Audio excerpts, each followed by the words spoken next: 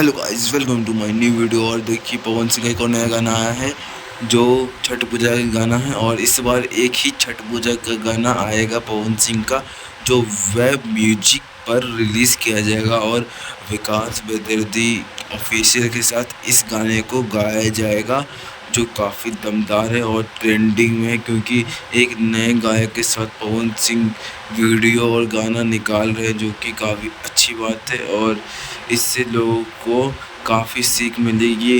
Bhojpuri industry में लोगों को मिलजुल कर काम करना चाहिए और सपोर्ट करना चाहिए। तो इस बार पवन सिंह का एक ही गाना आएगा छठ पूजा का, और इस गाने को आप लोग सपोर्ट करें, दिल से सपोर्ट करें। धन्यवाद, और लाइक सब्सक्राइब ज़रूर करें।